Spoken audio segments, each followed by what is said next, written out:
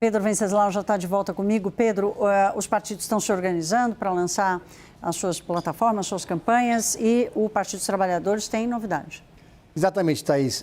O Flávio Bolsonaro criou um fato também, com a questão do plano de governo. É sempre o momento em que se apresenta pouca proposta e se faz muita espuma, porque é uma maneira de chamar a atenção do eleitorado. No PT não é diferente. O PT ainda não tem o plano de governo pronto, pelo contrário, mas no próximo dia 29, ou seja, na semana que vem, na Fundação Perseu Abramo, eles vão lançar aquele ponto zero do programa de governo, que é uma plataforma digital que vai receber sugestões para o programa. Programa que é coordenado por Sérgio Gabrielli, ex-presidente da Petrobras. O que significa isso? Não sei, porque, na verdade, o plano de governo nada mais é do que uma carta de intenções. E, geralmente, quem produz essa carta de intenções é um núcleo de especialistas de cada área.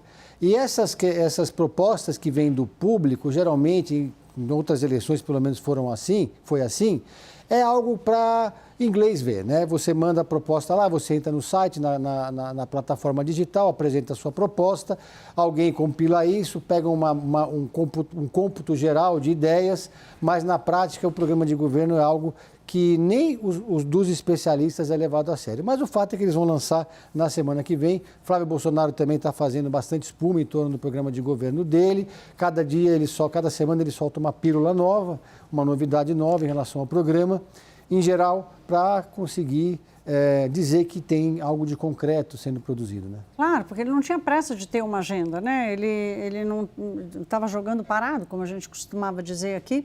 Agora, o real problema do Bolsonaro é lidar com o impacto do financiamento do filme, da crise Dark Horse, né? Como a gente está dizendo aqui, do envolvimento dele com o Vorcaro.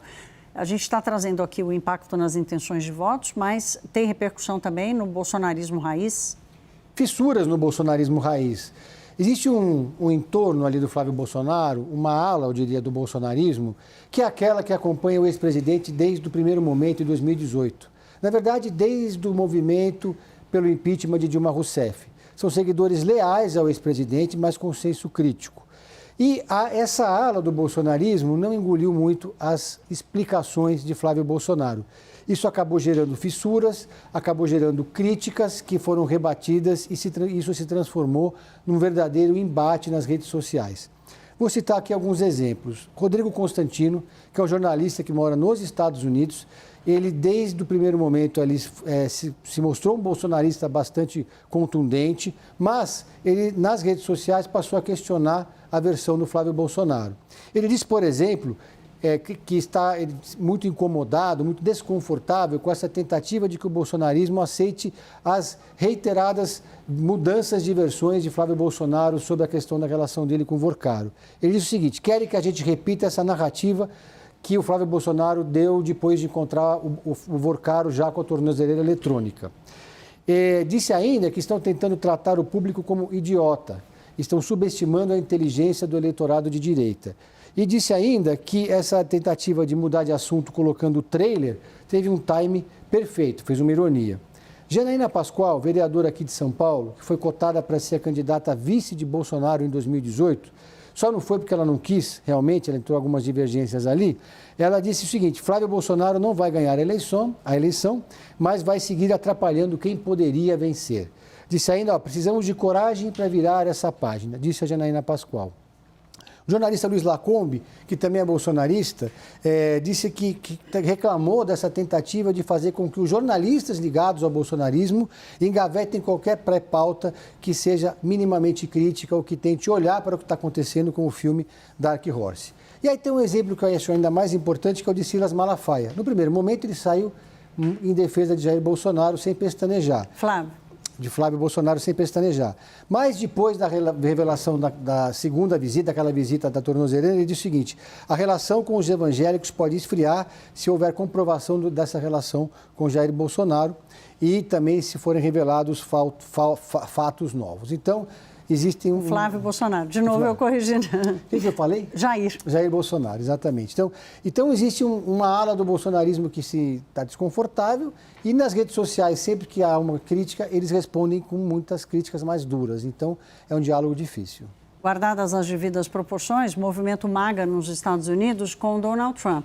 o jornalista Tucker Carlson também, Exato, completamente se desvinculando totalmente de Trump, primeiro em função dos documentos de Jeffrey Epstein e depois com a guerra no Irã. Então, essa lealdade, ela é uma lealdade que ela é muito mais a agenda representativa desse grupo político do que exatamente a figura que dá nome ao movimento, mas não necessariamente aceita tudo. Nos Estados Unidos a gente está vendo isso aqui também. É que tem gente que fica constrangida de ter que ficar mudando de versão assim como candidato. Claro. Né?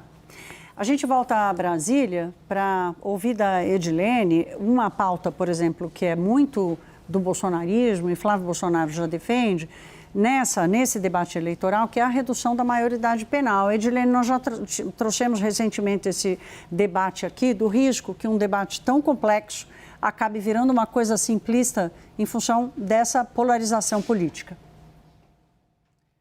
Exato, Thaís. Não só fica simplista o debate, como também ele ajuda nessa polarização. Não sei se a palavra certa é ajuda, né? Na verdade, deixa mais complexo o contexto. Foi uma verdadeira casca de banana que os adversários do presidente Lula, ou seja, a direita, colocou para a esquerda nesse momento. Era uma proposta que estava dentro da discussão da PEC da Segurança Pública, foi retirada, está sendo discutida em separado, só que a esquerda tem uma postura clássica que é contra a diminuição da maioridade penal, ou seja, a manutenção nos 18 anos é o que prega a esquerda, enquanto a direita prega uma diminuição dessa idade. Isso tem um apego, uma pega popular, porque muitas pessoas, por exemplo, que foram vítimas de algum tipo de crime, tem algum menor de idade envolvido, as pessoas tendem a ficar a favor dessa proposta. Então, é um momento em que uma pauta que já desgasta muito o Partido dos Trabalhadores e os outros partidos de esquerda é colocada em discussão às vésperas da eleição.